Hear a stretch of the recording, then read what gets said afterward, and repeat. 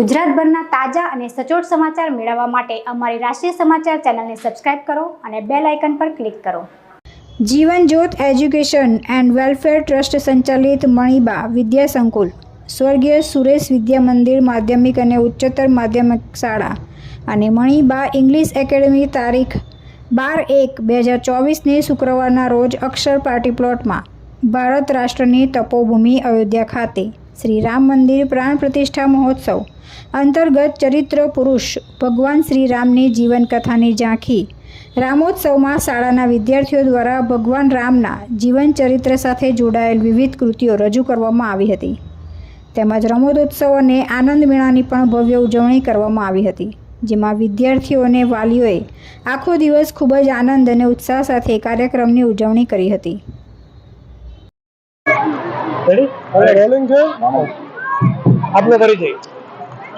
आचार्य श्री नितेश राज्यगुरु मणिबा विद्या संकुल स्व सुरेश माध्यमिक शाळा डभोली सूरत।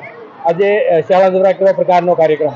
आज जीवन ज्योत एज्युकेशन ट्रस्ट संचालित मणिबा विद्या संकुल ની અંદર यशस्वी श्री माननीय આપણા વડાપ્રધાન નરેન્દ્રભાઈ મોદીજીના આદેશથી કે ઘરે ઘરે રામ ઉત્સવ થવો જોઈએ એમ અમે એવું એના શબ્દને એના વચનને અને એના માનને આધીન આજે આ શાળા પરિવારે આજે રામોત્સવનું આયોજન કરવામાં આવ્યું છે। બાળકોએ જેટલી પણ કૃતિ કરી છે શ્રી રામ પ્રભુજી ઉપર કરી છે, જન્મથી લઈ અને રામ રાવણ યુદ્ધ સુધી કરી છે, લવકુશ સુધી કરી છે અને સાથે સાથે વાલીઓને પણ આ બાબતનો આનંદ આવે એટલે આનંદ મેળો પણ રાખવામાં આવ્યો છે। અયોધ્યાની થીમ પણ બનાવવામાં આવી છે, એટલે કેટલા સમયથી બાળકોને તૈયારી કરાવી હતી અને અયોધ્યાની થીમ પસંદ કરી? બાળકો જ્યારથી આદેશ કરવામાં આવ્યો હતો કે રામ મંદિર આ તારીખે 22 તારીખના રોજ એની પ્રતિષ્ઠા મહોત્સવ છે, તો અમે લોકો 1 મહિનાથી આ તૈયારી કરતા હતા કે રંગોળી પુરાવીએ, દીપ જલાવીએ અને રામનું સ્વાગત કરીએ।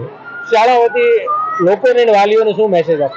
શાળા વતી લોકો અને વાલીઓને એ મોકો આપું છું કે કેટલા વર્ષો પછી આ તક આવી છે, આ તકને પકડો, તકને મુકતા નહીં, કારણ કે વારંવાર આવા વડાપ્રધાન નથી આવતા, વારંવાર આવી તક નથી આવતી, તો તકને ઝડપી લો, આ અમારો સંદેશો છે। તુલસી શર્મા સાથે રાષ્ટ્રીય સમાચાર સુરત।